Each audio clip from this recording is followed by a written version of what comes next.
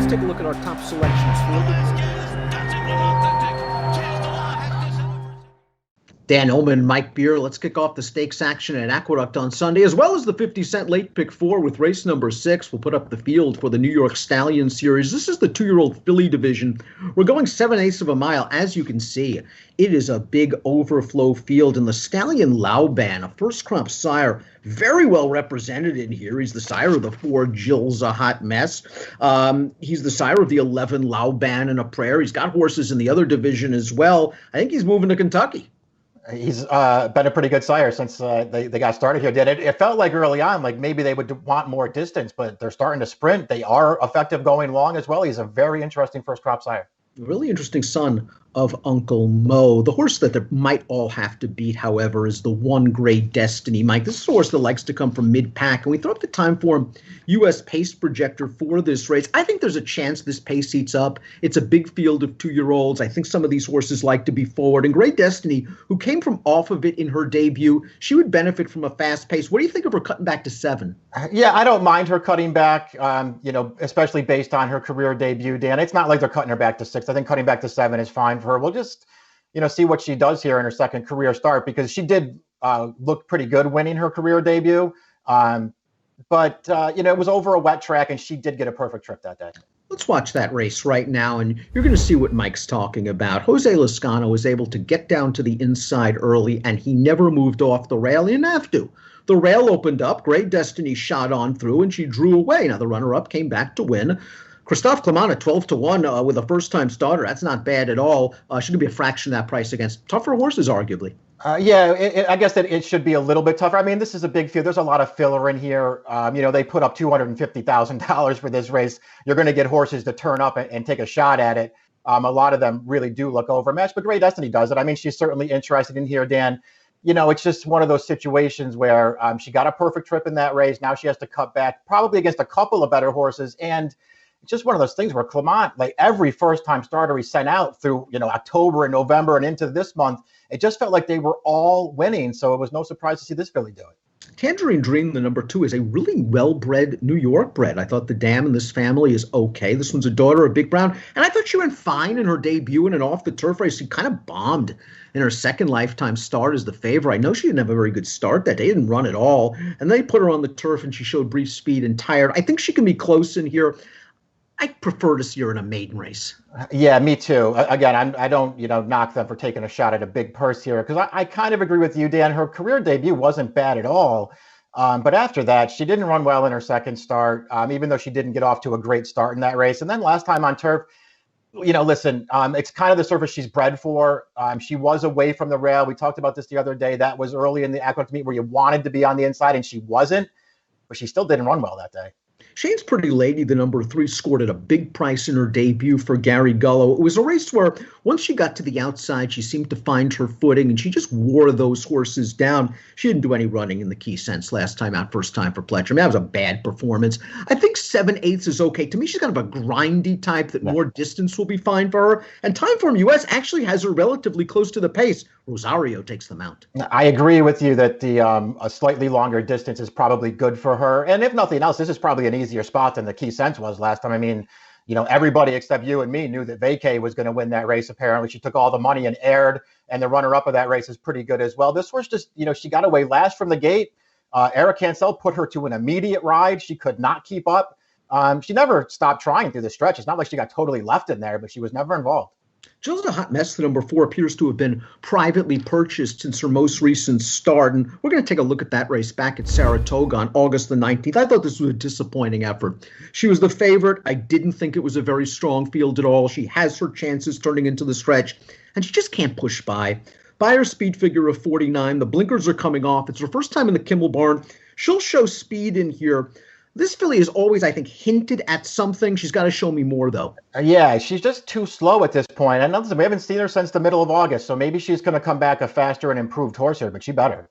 Speaking of slow, the 5 Pazyan's best buyer speed figure came in this race. 34 buyer, but she was able to win it from off of the pace. It was her first start in blinkers. She seemed a little bit more focused. She obviously has to run faster. She's in the right hands with Jeremiah Engelhardt. That is the truth. This horse did 0 running first time out for Pletcher despite taking money, and she was a cast-off for these owners up to the Finger Lakes. She got it done last time. The race was not fast. I thought overall she got a better trip than the runner-up, Flowers Fortune, her stablemate, who's also back in this race. But neither one of those horses look that appetizing in here. I'm a little interested in the 6 Ms. Wicked, but the pace is going to have to heat up for her because she just doesn't have any speed. Let's watch her last race. Mile and a 16th at Woodbine, and she is very, very green. She ducks in an upper stretch. Looks like she has no chance, but she rights herself. She comes with a good late run. This horse was stakes place sprinting in her second lifetime start, and it looks like she was privately purchased since her last race. She's with Wayne Potts, who's winning a lot of races. I wonder if Ms. Wicked trying dirt for the first time, although you look at this pedigree and it's a lot of turf and synthetic. Yeah, I worry about that. I worry about her running style probably more than that, but I did like her win last time. We'll see. Turning back should be okay for her. She needs to catch some pace. Man, these War Dancers are pretty hard to take on dirt. And there were a couple of them on the main track in the next couple of days that I'm interested in, but they're pretty tough to take on the surface. Viva La Liberte is just taking a shot in a race with a big purse. She's run 3 times. She hasn't done any running at all, and she has a 24 buyer as her best. Yeah, she's going to be a huge price in here. Pop the Bubbly's somewhat interesting. I thought that was a good race in her debut, a good field she was facing in an off-the-turf heat. They ran her on turn, didn't run badly at all in that race. She had a lousy post position, and she was kind of hung out wide. I think 7 Furlongs is interesting for her. I like the Michelle Nevin barn, but boy, it's another War Dancer. Yeah, this is one of the ones I wanted to put on top in this race. I liked her debut quite a bit. I thought she did some running in there after a slow start, and she was a little green early. I thought she had a really tough trip last time and did well to be second. Now they're going to come back to dirt. She's interesting at a price, Dan. And at least in her case, she's already run on the main track, and she ran fine. Here's another War Dancer. I was talking about Lauban. Look at War Dancer. He's got another one. Athena Dancer, who won on turf last time out, going 6th for the Wayne Potts barn. Like the way she finished that race off. It's all about whether she can handle the dirt. Yeah, it's a surface switch for her, but she's faster than a lot of the other horses in here, at least based on her turf race. You know, Wayne Potts, he's been picking his spots very well in New York. The horses that he's running at Aqueduct, they're all showing up. There's another War Dancer, the 10 You Should Be Dancing, who improved switching to turf in her last 2 races. I like that we saw a little additional speed last time. Maybe she actually went a bit too fast in the early portion of that race. Rider switch here to Junior Alvarado. I don't think she'll be too far off of the pace, and it's not like her dirt races are horrible. They're not. You're right about that. She's got a dirt pedigree on the bottom. I mean, the female family's all dirt horses, but she's a War Dancer, and it does feel like she improved on the grass, and that bothers me more than anything else. Lauban and a prayer added blinkers in the race we're going to show right now, the Maid, the Mist, and she's going to win her maiden in that spot. I thought this was a solid professional performance. She's just going to grind it out going the 1-turn mile, and she gets away from this field at the end. Outside post here for Kendrick Carmouche. I think she can probably work out a trip in mid-pack. And just simply from a speed figure standpoint, if she runs that last race, she's going to be right there.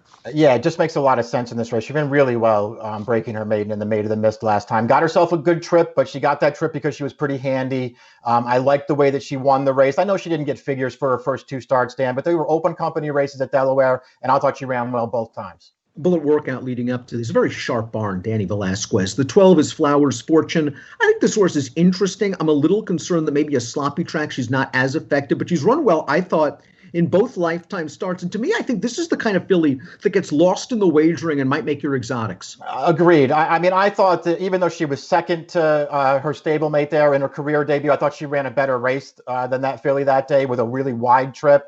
And she improved last time. I mean, she just couldn't get, that was another Clement first-time starter, took all the money, and this filly just could not get to her in that race, but she ran fine last time. This horse is interesting in here. Top picks in here. Mike, where are you going? I'm going with the horse who I guess is going to be the favorite, Dan, Laubet on a Prayer. I just feel like this is the right spot for her. Again, there are a couple of other interesting horses in here. Pop the Bubbly was one for me. But I just feel like this is the right spot for this horse. Her dirt form is good, and I just think if she runs her last race back, she'll probably win. I agree with you. We both have the same exact in here, 11-1. Sort of my long shot is the 12 Flowers Fortune. I'm going to try to sneak this horse into the number. Shane's pretty lady, maybe with a grinding trip to get into the exotics as well. Interesting, the Rosario keeps the faith for Todd Pletcher. Mike's going 11-1-8-3. I'm going 11-1-12-3. Race number 6, the New York Stallion Series. It's the filly division. It kicks off the 50-cent pick 4. Best of luck.